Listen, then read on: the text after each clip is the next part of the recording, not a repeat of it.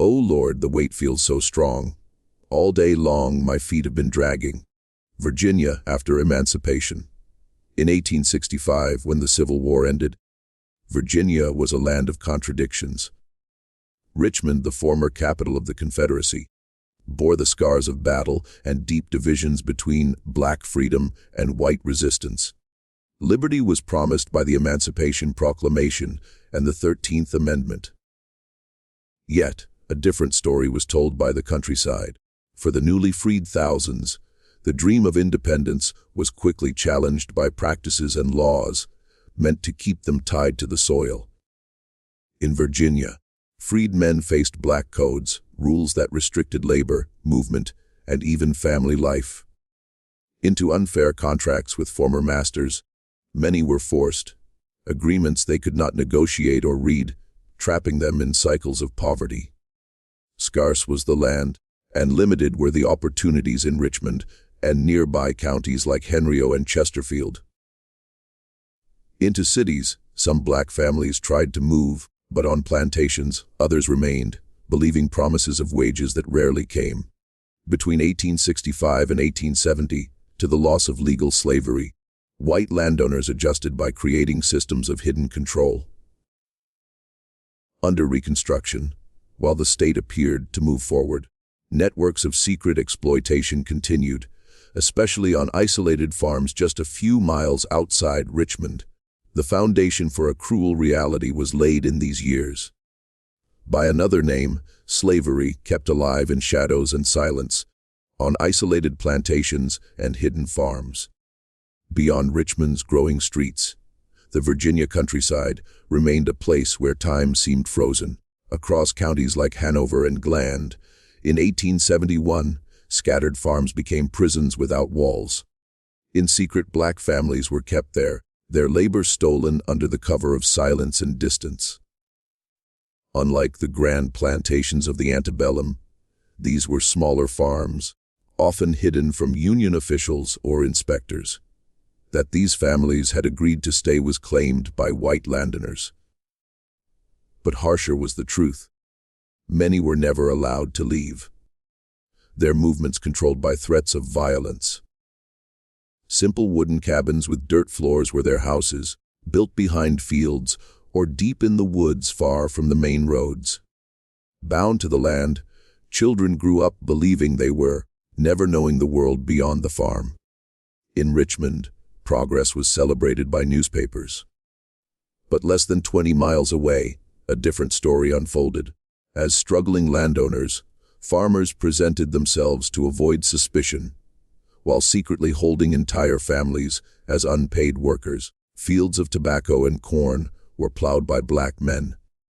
For the household, women cooked and cleaned, and to gather firewood or care for animals, children were sent, all under constant watch. Of fear and silence, these farms were places. The names of those kept there were recorded by no papers, and of it, neighbors rarely spoke. The perfect weapon was isolation. Without contact with courts, schools, or churches, families lived in bondage long after the law had declared them free. Of debt and labor, the manipulation. On many Virginia farms in the early 1870s, a system that looked legal but was slavery in disguise was perfected by white landowners. That freedom came with a price, they told black families. Never free were food, shelter, or tools. As a debt, every plow borrowed, every loaf of bread was recorded. That these families owed more than they could ever repay, landowners claimed, binding them to endless labor.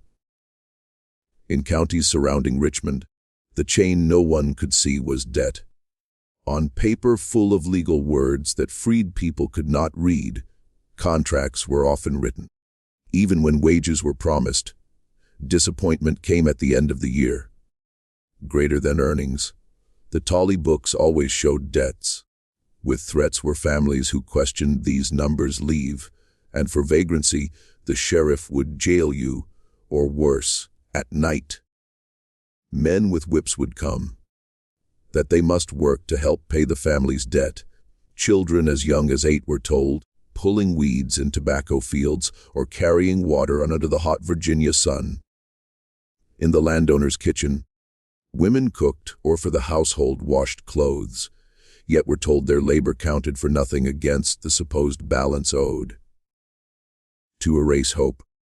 This manipulation was designed. In cycles of poverty that echoed the chains of slavery, generations of black men and women found themselves trapped. Lawful, Virginia farms look on the surface. But behind the books and numbers was a system as cruel as bondage itself. Into captivity, children born.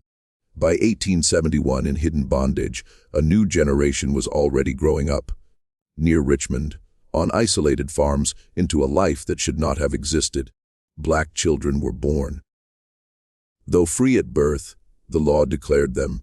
In reality, they inherited the captivity of their parents. A classroom they never saw, to read they never learned, and a world beyond the fields, where they labored they never imagined. Tasks were given to children from the moment they could walk. Small bundles of firewood might be carried by a 4-year-old. By 6, they could fetch water from wells or chase chickens. In the fields, at 8 or 9, they joined adults, pulling weeds, picking vegetables, or tending to livestock. By the rhythm of forced labor, their childhoods were not marked by play but as property, not as children. Landowners treated them. When visitors approached, these boys and girls were told to pretend they were servants of the household or hidden inside calanced. Them, fear silenced. Themselves trapped. Parents could only whisper about freedom, but were powerless to change their children's fate. Deliberate was the absence of education. While in Richmond, through churches and the Freedmen's Bureau, schools for freedmen were opening. Those in secret captivity had no chance to attend. As a threat, the very idea of a child learning to read was seen. Thus, in ignorance, entire families remained. Before they could even be written down, their stories were erased. In the heart of Virginia, less than a decade after emancipation, as slaves in all but name, children were still being raised, and fear, the role of violence, the unspoken law that kept black families trapped on Virginia farms in 1871 was violence. Even without legal ownership, as their strongest weapon, landowners used fear. Reminders of what could happen if someone tried to escape remained whips, chains, and shotguns. Who patrolled the countryside often targeted freed men who spoke of leaving, night riders, groups of armed men. That silence was the only safe choice, their presence made sure. Under constant threats, families lived. In front of his children, a father who questioned unfair debts might be beaten.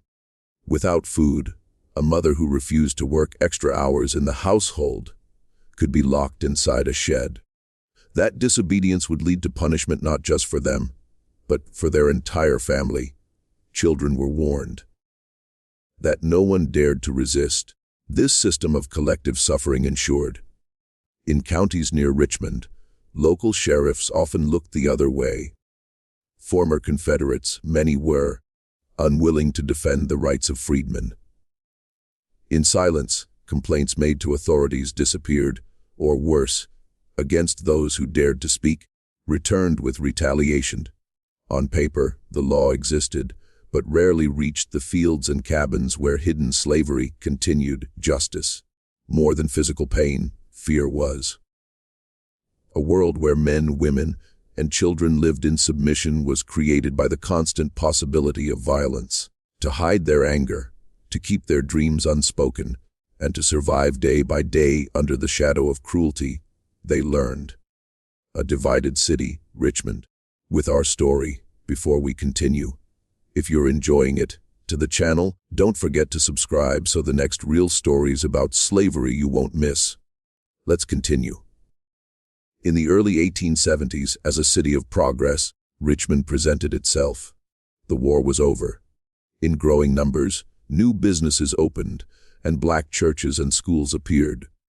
To build communities, attend worship, and educate their children, on Broad Street and near Shockoe Bottom, freed men gathered, celebrating emancipation and the promise of Reconstruction. Newspapers printed articles. But a fragile mask was the image of freedom in the city. Just beyond its borders in counties like Henriot and Hanover, in secret bondage, farms still held families. Of opportunity, while the city center spoke. Of captivity, the countryside whispered. Of two Virginias, Richmond became a symbol, one moving toward modernity, the other clinging to the shadows of slavery. To help freed families adjust, black leaders in the city worked tirelessly. Schools were organized by churches and groups, like the Colored Men's Conventions, demanded civil rights. Yet, within Richmond, deeply rooted was racism. For fair wages, many white citizens refused to hire black workers, and in alleys or marketplaces, violence often erupted. Striking was the contrast. In the same city where in freedmen's schools, children recited lessons, just 10 or 15 miles away, forced into labor without education, other children were hidden in cabins. As a place of hope and hypocrisy, progress and denial, Richmond stood. For families trapped on nearby farms. At night, the city's lights were visible, but unreachable remained its promise. Of Virginia, Richmond's divided reality reflected the larger truth. Freedom was proclaimed, but still lingered bondage concealed just out of sight. Among the freedmen, whispers. By 1871, quietly among freedmen living in and around Richmond, whispers of hidden slavery traveled. In church gatherings along Broad Street, or in black neighborhoods near Shockoe Bottom, about families still trapped on nearby farms, stories circulated. In hushed voices, these rumors were spoken, passed from person to person, never too loudly for fear of drawing attention from hostile ears. After the war, some freedmen had relatives who vanished, never returning to the city. From peddlers or traveling preachers who visited rural counties like Gookland or Powhatan, others heard accounts. Under watch, they described black men plowing fields, in farmhouses women scrubbing floors, and in schools children who had never been seen. Unbelievable, these accounts sounded, yet impossible to ignore made them the pain in the voices of those who told them. Silent, fear kept many, might risking retaliation from powerful landowners and their allies in law enforcement to expose such practices. The Ku Klux Klan and other groups of night riders had already terrorized freedmen communities, who demanded equality, burning churches and attacking leaders, as inviting danger not just for oneself, but for the entire community. Speaking too openly about secret slavery was seen. Still, hope was carried by whispers. Where information was shared discreetly, churches became safe spaces. Discreetly, leaders quietly took note, and to document these abuses, some began planning ways. Though fragile and hidden, these murmurs formed the first steps toward uncovering what lay in the shadows of Virginia's countryside. Of escapes, testimonies. From secret bondage, despite the heavy chains of fear, a few families managed to break free. In 1871, carrying stories that shocked even those who had lived through the worst years of slavery, escapes reached black churches in Richmond. They spoke of farms where freedom was a lie and where violence kept them tied to the land, exhausted and malnourished. How he had been promised wages after the war told one man who fled from Hanover County, but larger grew his debts each year. In tobacco fields, he worked sun up to sundown. Yet before he owed more at the end of every season, making escape almost impossible. His wife and children were held as collateral. Fearing landowners would try to reclaim him, when he finally reached Richmond for protection, he begged the church elders. Another cruel reality was revealed by women's testimonies. While their own children labored outside, some described being forced to cook and clean in white households. If they slowed in the fields, others told of punishments inflicted on their children. But relief showed in their voices as they finally spoke the truth. Tears marked their words. Though always with caution, church leaders listened carefully, writing down names of farms and counties. Dangerous were these testimonies. If words spread too quickly, down, escapes risked being hunted. Still, seeds of action were planted by their courage.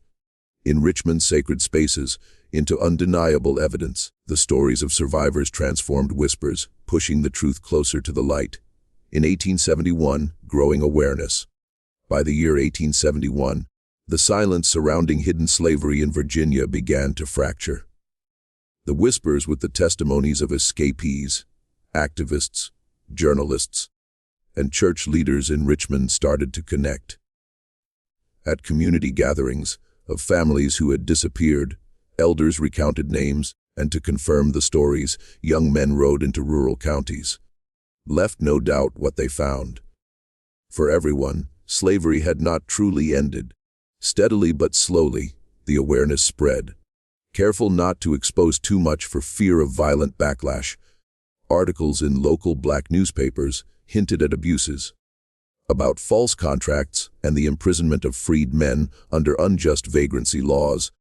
In meetings of the Colored Men's Conventions, delegates spoke of families trapped on farms just a few miles outside Richmond's growing neighborhoods. Lay the reality behind these words. In churches, to remind congregations that freedom was not yet complete, ministers used their sermons. That justice required more than laws on paper, they described. It required courage and vigilance. Meanwhile, to carry the truth back to their parents, encouraging them to ask questions about relatives still missing, teachers in freedmen's schools told children to take notice. Even sympathetic white allies began. Though many feared challenging powerful landowners, some Reconstruction officials heard rumors and quietly investigated. A turning point became the year 1871, when hidden stories could no longer be contained within whispers. The moment was thinning the veil of secrecy, and preparing to step into the open was the truth. And memory, historical silence. In Richmond and surrounding counties, despite the awareness growing of hidden slavery in Virginia, never entered the official record. Much of the story, often in silence, families who lived through it carried their memories, fearing shame or retaliation. Only in oral accounts, whispered to children and grandchildren as warnings of what the world could still do to them. For decades, their suffering existed. In Richmond's public narrative, progress was celebrated by the city. Symbols of black resilience became schools, churches, and businesses. Yet that freedom had not reached every cabin or field. Lay the unspoken truth behind this celebration. Knowing that courts and officials rarely sided with them, families who endured secret bondage often avoided public testimony. As lies or exaggerations, their stories risked being dismissed. Of these experiences, descendants recalled fragments generations later.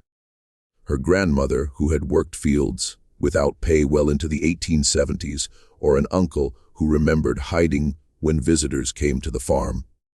Of the hidden heritage of Virginia's black communities, these memories, though painful, became part. By fear, the silence was not just imposed. It was also a form of survival. On building futures in the city, protecting their children from dwelling on a stolen past, by keeping their suffering unrecorded, many families focused. In history, yet, the absence of written records created a void. By word of mouth, stories passed were what survived. Stories that remind us that emancipation was not a single moment of freedom, but a long struggle carried in the voices of those who refused to forget.